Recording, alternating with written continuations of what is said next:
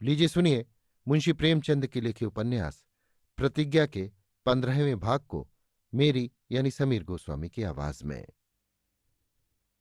बाबू दाननाथ के स्वभाव में मध्यम न था। वे जिससे मित्रता करते थे उसके दास बन जाते थे। उसी भांति जिसका विरोध करते थे उसे मिट्टी में मिला देना चाहते थे। कई महीने तक वो कमला प्रसाद के मित्र बने रहे। बस जो कुछ थे कमला प्रसाद थे। उन्हीं के साथ घूमना, उन्हीं के साथ उठना बैठना। अमृत राय की सूरत से भी घृणा थी। उन्हीं की आलोचना करने में दिन गुजरता था। उनके विरुद्ध व्याख्यान दिए जाते थे, लेख लिखे जाते थे, और जिस दिन प्रेमा ने टाउन हॉल में जाकर उनके कुचक्रों को मटिया मेट कर दिया, उस दिन से तो वो अमृत राय के खून के प्यासे हो रहे। प्रेमा से पहले ही दिल साफ न था, अब तो उनके क्रोध का वारा पार न रहा। प्रेमा से कुछ न कहा, इस विषय की चर्चा तक न की। प्रेमा जवाब देने को तैयार बैठी थी, लेकिन उससे बोलना चालना छोड़ दिया। भाई पर तो जान देते थे और बहन की सूरत से भी बेजार, बल्कि यूं कहिए कि जिंदगी ही से बेजार थे। उन्होंने जिस आनंदमय जीवन की कल्पना की थी वो दुस्सह रोग की भांति उन्हें घुमाए डालता था। उनकी दशा उस मनुष्य की सी थी जो एक घोड़े के रंग रूप और चाल देखकर उस पर लट्टू हो जाए, पर हाथ आ जाने पर उस पर सवार न हो सके।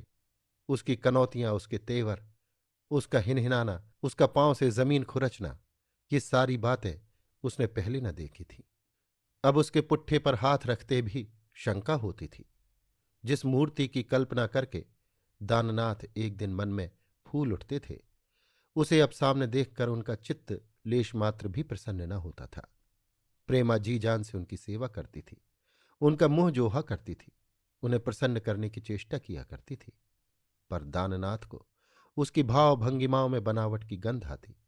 वो अपनी भूल पर मन ही मन पछताते और उनके भीतर की ज्वाला द्वेष का रूप धारण करके अमृत राय पर मिथ्या दोष लगाने और उनका विरोध करने में शांति लाभ करती थी।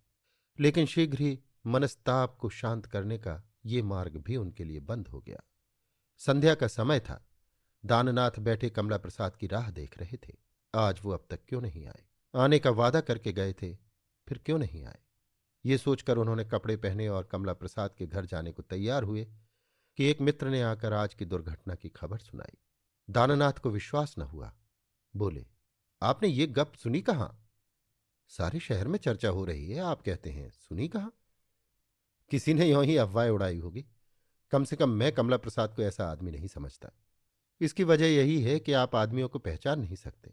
मुझसे खुद उन डॉक्टर साहब ने कहा जो कमला प्रसाद की मरहम पट्टी करने गए थे। उन्हें कमला प्रसाद से कोई अदावत नहीं है। डॉक्टर साहब ने क्या कहा?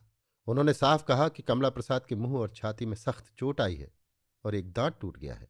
दाननाथ ने मुस्कुराकर कहा, जिसके मुंह और छाती में चोट आए और एक दांत भी टूट जाए वो अवश्य ही लंपट है। दाननाथ को उस वक्त तक विश्वास न आया जब तक कि उन्होंने कमला प्रसाद के घर जाकर तहकीकात न कर ली। कमला प्रसाद मुंह में पट्टी बांधे आंखें बंद किए पड़ा था। ऐसा मालूम होता था मानो गोली लग गई है। दाननाथ की आवाज सुनी तो आंखें खोली और नाक से कुड़कर कराहते हुए बोला, आइए भाई साहब, बैठिए। क्या आपको अब खबर हुई या आने की फुर्सत ही न मिली? बुरे वक्त में कौन किसका होता है? दाननाथ ने खेद प्रकट करते हुए कहा, यह बात नहीं है भाई साहब, मुझे तो अभी अभी मालूम हुआ, सुनते ही दौड़ा आ रहा हूं। बात क्या है? कमला प्रसाद ने कराह कर कहा, भाग्य की बात है भाई साहब, और क्या कहूं। उस स्त्री से ऐसी आशा न थी। जब दाने दाने की मोहताज थी तब अपने घर लाया। बराबर अपनी बहन समझता रहा। जो और लोग खाते थे वही वो भी खाती थी, जो और लोग पहनते थे वही वो भी पहनती थी, मगर वो भी शत्रुओं से मिली हुई थी। कई दिन से कह रही थी कि जरा मुझे अपने बगीचे की सैर करा दो। आज जो उसे लेकर गया तो क्या देखता हूं कि दो मुस्टंडे बंगले के बरामदे में खड़े हैं। मुझे देखते ही दोनों ही टूट पड़े। अकेले में क्या करता? वो पिशाचनी भी उन दोनों के साथ मिल गई और मुझ पर डंडों का प्रहार करने लगी। ऐसी मार पड़ी है भाई साहब की बस कुछ न पूछिए। वहां ना कोई आदमी ना आदमजात, किसे पुकारता? जब बेहोश होकर गिर पड़ा तो तीनों वहां से खिसक गए। दाननाथ ने एक क्षण तक विचार में डूबे रहने के बाद पूछा, बाबू अमृत राय का स्वभाव तो ऐसा नहीं है। हाँ, संभव है शोहदों की शरारत हो। भाई साहब, आदमी के भीतर क्या है इसे ब्रह्मा भी नहीं जान सकते। हमारी आपकी हस्ती भी क्या है? साधुओं के भेष में बहुधा दुष्ट, सहसा लाला बद्री प्रसाद ने कमरे में कदम रखते हुए कहा, जैसे तुम खुद हो, शर्म नहीं आती, बोलने को मरते हो। तुम्हें तो मुंह में कालिख पोत कर डूब मरना चाहिए था, मगर तुम जैसे पापियों में इतना आत्माभिमान कहाँ। तुमने सच कहा कि बहुधा साधुओं के भेष में दुष्ट छुपे होते हैं। जिनकी गोद में खेल कर तुम पले, उन्हें भी तुमने उल्लू बना दिया। मुझे जैसे दुनिया देखे हुए आदमी को भी तुमने बुत्ता दिया। अगर मुझे पता होता कि तुम इतने भ्रष्ट चरित्र हो तो मैंने तुम्हें विष दे दिया होता। मुझे तुम्हारी सच्चरित्रता पर अभिमान था। मैं समझता था तुम में चाहे कितनी बुराइयां हो, तुम्हारा चरित्र निष्कलंक है। कर आज ज्ञात हुआ कि तुम जैसा नीच और अधम प्राणी संसार में न होगा। जिस अनाथनी को मैंने अपने घर में शरण दी, जिसे मैं अपनी कन्या समझता था, जिसे तुम अपनी बहन कहते थे, उसके प्रति तुम्हारी ये नियत, तुम्हें चुल्लू भर पानी में डूब मरना चाहिए। उसने तुम्हें मार क्यों ना डाला, मुझे यही दुख है। तुम जैसे कायर को यही दंड उचित था। दाननाथ ने दबी जबान से पूछा, भाई साहब का ख्याल है कि अमृत राय? बद्री प्रसाद ने दांत पीस कर कहा, बिल्कुल झूठ, सरासर झूठ, 16 आना झूठ। हमारा अमृत राय से सामाजिक प्रश्नों पर मतभेद है, लेकिन उनका चरित्र उज्ज्वल है।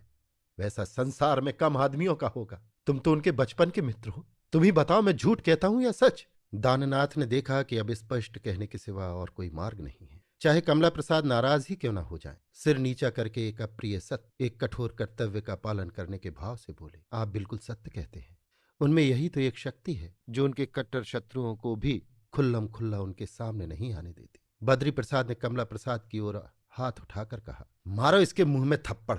अब भी शर्म आई कि नहीं? अभी हुआ ही क्या है? अभी तो केवल एक दांत टूटा है और सिर में जरा चोट आई, लेकिन असली मार तो तब पड़ेगी जब सारे शहर में लोग थूकेंगे और घर से निकलना मुश्किल हो जाएगा। भाभी, मुझे भी अपने साथ ले डूबा। पुरखों की गाढ़ी कमाई आन की आन में उड़ा दी। कुल मर्यादा युगों में बनती है और क्षण में बिगड़ जाती है। ये कोई मामूली बात नहीं। मुझे तो अब यही चिंता है कि मैं कौन मुंह लेकर बाहर निकलूंगा। सपूत ने कहीं मुंह दिखाने की जगह नहीं रखी। ये कहते हुए लाला बद्री प्रसाद बाहर चले गए। दाननाथ भी उन्हीं के साथ बाहर निकल गए। कमला प्रसाद आंखें बंद किए चुपचाप सुनता रहा। उसे भी कुल मर्यादा अपने पिता ही की भांति प्यारी थी। बेहयाई का जामा अभी तक उसने ना पहना था। प्रेम के क्षेत्र में अभी ये उसकी पहली क्रीड़ा थी, और इस पहली ही क्रीड़ा में उसके पांव में ऐसा कांटा चुभा कि कदाचित वो फिर इधर कदम रखने का साहस भी न कर सके। मगर दाननाथ के सामने वो फटकार न सुनना चाहता था। लाला बद्री प्रसाद ने उसे केवल फटकार नहीं सुनाई, उसे झूठा और दगाबाज बनाया। अपनी आत्मरक्षा के लिए उसने जो कथा गढ़ी थी उसका भांडा फोड़ दिया। क्या संसार में कोई पिता ऐसा निर्दयी हो सकता है? उस दिन से कमला प्रसाद ने फिर पिता से बात न की। अभी आप सुन रहे थे मुंशी प्रेमचंद के लिखे उपन्यास प्रतिज्ञा के 15वें भाग को मेरी यानी समीर गोस्वामी की आवाज में।